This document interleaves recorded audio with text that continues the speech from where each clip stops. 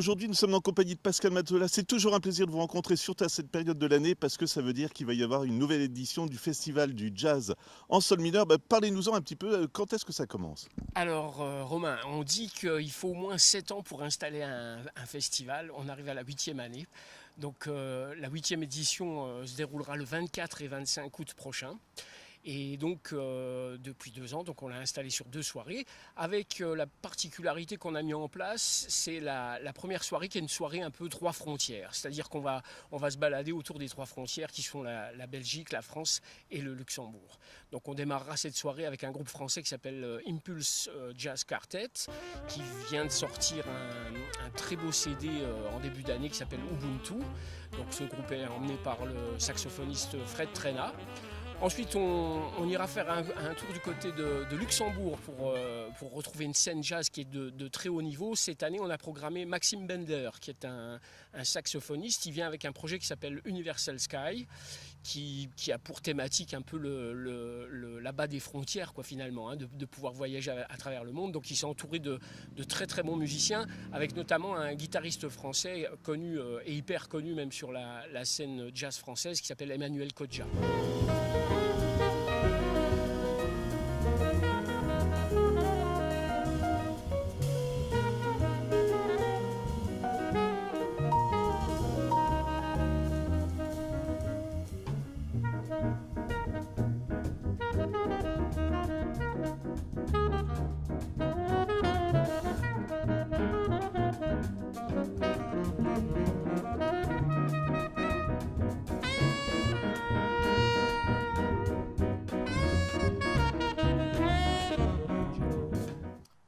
Et puis on finira la soirée avec la Belgique, avec une artiste de renommée internationale qui est la pianiste Nathalie Laurier. Elle viendra en trio avec une saxophoniste hollandaise qui s'appelle Tineke Postma.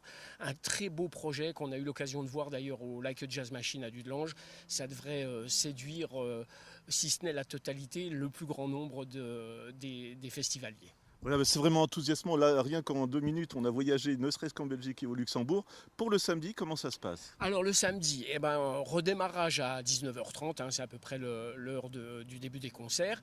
Et là, c'est un coup de cœur. C'est vrai que c'est un artiste local qu'on suit depuis quelques années.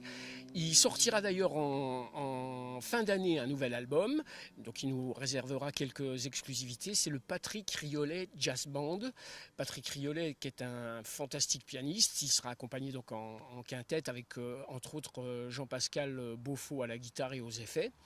Et un très très beau projet, là aussi, un grand artiste, quoi. On n'est pas obligé d'aller en région parisienne pour trouver de très bons musiciens. Lui en est un.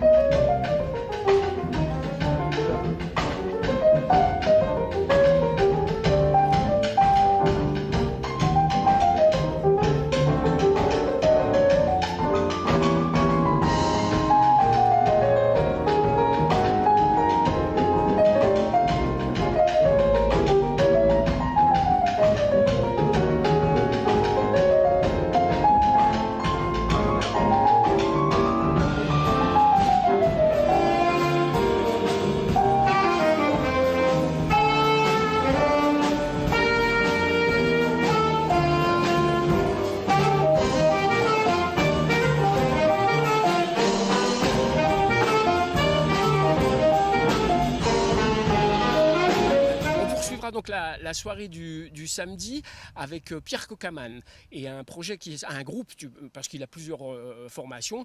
La formation avec laquelle il viendra à ce festival s'appelle C-Mélodie. C-Mélodie, c'est un saxophone alto qui n'est plus très utilisé. Et donc lui, il va reprendre, mais très librement, les grands standards de jazz. Donc il sera en trio, belle formation, beau moment également. Et puis la tête d'affiche du samedi, et là on n'en est pas peu fiers, on va retrouver les frères Moutin.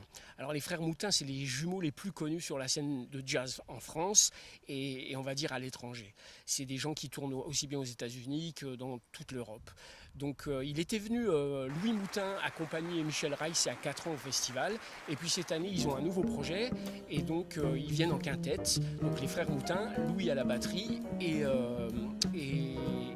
son nom m'échappe. Et François à la contrebasse. Voilà. Donc ça sera la tête d'affiche du samedi soir.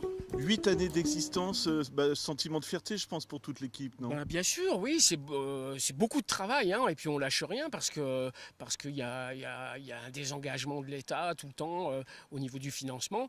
Alors c'est vrai que cette année, on est particulièrement fiers au sein de l'association Vibration parce que tous les partenaires privés, ils ont vraiment joué le jeu et on a fait une grosse année en fait avec nos partenaires privés. Ils ont vraiment joué le jeu et ils nous soutiennent. La majeure partie de ces partenaires ont vu l'an dernier ce qu'on était capable de faire et je pense que c'est ce qui les a séduits.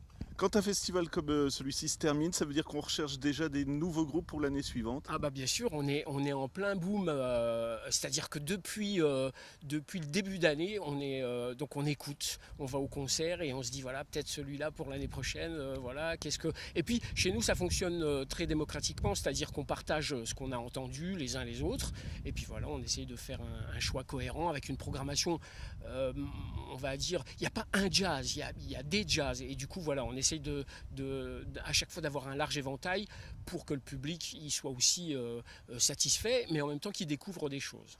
Voilà, alors vraiment toute dernière question, Pascal, on rappelle un petit peu au public comment ça se passe, les horaires et où ça se déroulera. Alors, donc le festival il se tient comme chaque année sur l'ancien carreau de la mine à Hussigny. L'ouverture des portes, c'est aux alentours des 18h, 18h30.